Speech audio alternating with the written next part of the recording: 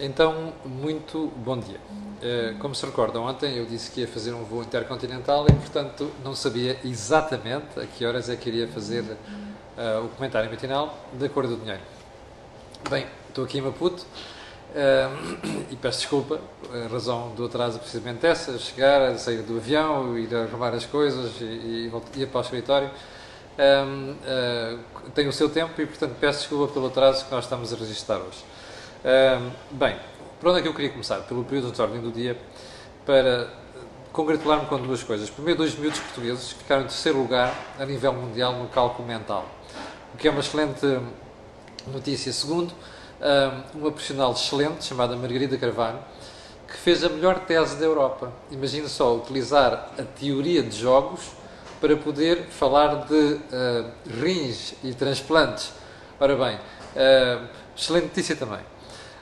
Ainda no período de ordem do dia, gostava de pegar na manchete do Correio da Manhã de hoje, e que diz assim, e já lhe vou explicar porquê: 1,6 milhões de reformas abaixo do salário mínimo. E depois diz, nos aposentados do Estado há 6.564 pessoas a receber mais de 4.000 euros por mês. Bom, mas vamos deixar esta história dos 4.000 euros, porque eu acho que a Segurança Social do Estado e privada não devia pagar pensões superiores a 2.000 euros. O que devia haver é um sistema de plafonamento a partir do qual as pessoas descontavam para fundos privados de Segurança Social para receberem pensões mais elevadas. Já desenvolvi esta teoria aqui várias vezes. Não tem cabimento, ou melhor, não tem acolhimento. Nunca ninguém gosta de se responsabilizar por isso. Portanto, é uma guerra que eu tenho perdida. E depois, mas há outra componente, que esta é a componente mais importante, que é esta história de haver 1,6 milhões de reformas abaixo do salário mínimo presta-se a muitas interpretações. A primeira, inevitável, costuma acontecer cada vez que a questão que se coloca é: já viu pensões de miséria?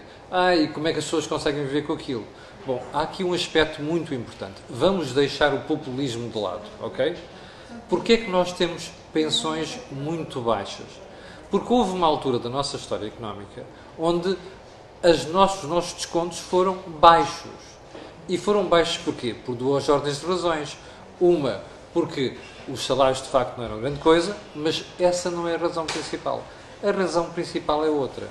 É que as pessoas recebiam uma grande parte do seu salário, quando não recebiam todo o salário, por baixo da mesa. É aquilo que se chama economia paralela. Ou seja, os patrões combinavam com os trabalhadores receberem um valor, declararem um valor mais baixo, porque não queriam pagar nem IRS, nem contribuições, na altura não era IRS, era Imposto sobre o Rendimento, e não queriam pagar a sua contribuição para a Segurança Social. E, portanto, recebiam uma parte do salário por baixo da mesa. Ora bem, está aqui a explicação para nós termos reformas abaixo do salário mínimo. Aliás, há algumas reformas que se podem classificar mesmo no patamar da miséria. Mas agora a questão é esta: como é que nós resolvemos o problema? Não é aumentando estas reformas consecutivamente. Porquê? Porque não houve descontos correspondentes a estas reformas. Ou seja, qualquer medida avulsa ou populista nesta área só serve para uma coisa, que é para deficitar ainda mais o sistema de segurança social. Bom, dito isto, vamos lá à agenda de hoje, porque a agenda de hoje é bem interessante.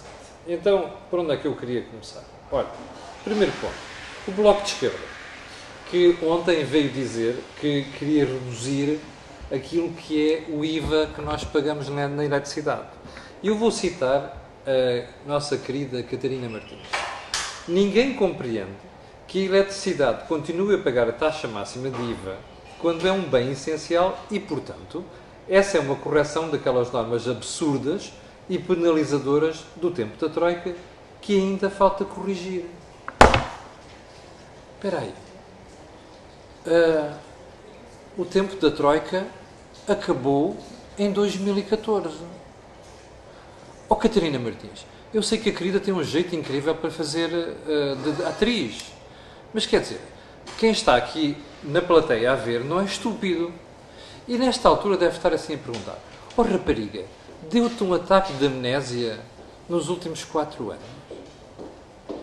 Bom, já agora mais uma pergunta. Em 2016, quando a querida e o PCP e o PS se juntaram para baixar o IVA da restauração de 23% para 13%, que foi também uma das imposições da Troika, a querida não se lembrou do IVA da eletricidade? Bom, deixa ver, pois, estamos em 2018, né? Vem aí a negociação do orçamento de 2019, vem eleições em 2019 e a menina acordou. Pois é, mas olha, medidas de política económica ou orçamental decididas desta maneira, em cima do joelho, com ataques de amnésia, outra coisa mais grave, ainda que eu vou-me abster de dizer aqui, tem pouco efeito. E mais, como eu lhe expliquei, quem está na plateia a ver as suas excelentes prestações ou performance no palco, não é estúpido e, portanto, deve estar a fazer a mesma pergunta que eu estou a fazer. Olhe, acordou agora? Já passaram 4 anos desde o tempo da Troika. Já agora deram uma pipa de massa ao pessoal da restauração, baixando o IVA dos 23% para o 13%. Os preços não baixaram, repara, os preços não baixaram. Bom, e esqueceram-se de mexer no IVA da eletricidade. Já percebeu? É que a seguir a Catarina diz outra coisa. Sim, ainda é preciso baixar as rendas de eletricidade. Já percebeu? É agenda eleitoral. Portanto, mais uma razão para desconsiderar este tipo de argumentos quando são feitos com esta ligeireza e com este espírito de oportunismo. Segundo ponto. Ficámos a saber ontem que as câmaras municipais têm 48 milhões em rendas de habitação social para receber, portanto, bairros sociais. São 80 mil famílias que não pagam a renda. E eu vou dizer mais, embora a notícia não diga isso. As câmaras têm informação suficiente sobre estas famílias para saber que elas podem pagar as rendas, porque em alguns casos são rendas que são uma perfeita ninharia. Estamos a falar de algumas dezenas de euros. Bom, essas rendas estão em atraso. Só em Lisboa são 20 e poucos milhões de euros. Já viu o Dr. Fernando Medina e outros presidentes de Câmara preocupados com estas coisas? Já viu? Vá colecionar as notícias das câmaras municipais dos últimos meses. Bom, nem vale a pena descer às eleições autárquicas, depois das eleições autárquicas. E veja o que é que eles anunciam com frequência. Tudo e mais alguma coisa. Medidas para aqui, medidas para acolá, planos para aqui, planos para acolá, mexidas nas cidades e não sei das quantas, e depois as marmeladas chatas como esta continuam por resolver. Sabe o que é que isto quer dizer? Isto quer dizer que é dinheiro que não entra nos cofres da Câmara Municipal. E, portanto, as câmaras municipais têm de aumentar as prestações que você paga de tudo quanto é as taxas e taxinhas para estar a cobrir estas coisas. Está a ver? Você não vê as câmaras a porem as famílias em tribunal, pois não, para cumprirem aquilo que é uma obrigação, que é pagarem as suas rendas. E eu volto a dizer, em alguns casos são apenas dezenas de euros. Ora bem, porquê é que não o fazem? Olha, por populismo. Não fazem porque têm eleições, não fazem porque não querem chatices, não fazem porque depois aparecem lá as televisões, não é? E os jornais, e depois é uma chatice do ponto de vista de popularidade. Pois é. Sabe o que é que acontece? Paga você. Portanto, estes 80 milhões de euros, pode ter a certeza, vão sair do seu bolso. Não gosta? Proteste. É isso que eu estou aqui a fazer. Terceiro ponto. Eu ontem estava a ver, como vejo sempre, diariamente, a edição do New York Times, a edição internacional, e às tantas estou com um artigo sobre Portugal. E o que eu achei interessante naquele artigo foi logo a abrir uma teoria sobre Portugal ousou colocar a austeridade para trás e não se está a dar mal com isso. Bem, olha, lembra-se daquela altura em que nós íamos a Badajoz comprar caramelos? Os caramelos eram melhores do que os nossos, supostamente. Bom, na imprensa costuma acontecer a mesma coisa. Eu dou sempre como exemplo o Financial Times, o New York Times e outros jornais como exemplo de referência. Bom, mas até estes exemplos de referência cometem umas galgas. O New York Times cometeu uma galga ontem. E o que eu achei impressionante foi como a senhora que faz o artigo é uma senhora com experiência, que já foi editora de economia do International Herald Tribune, que é do mesmo grupo do New York Times. Bom, e ela diz basicamente isto: vai entrevistar o Dr. Costa e outras pessoas e tal. E, não, estes senhores interromperam a austeridade, foi uma política para promover o crescimento e tal. Oh, querida, informe-se. Isto é um belíssimo exemplo de como é que se faz a informação, não só em Portugal, mesmo lá fora. Isto não tem nada a ver com isto.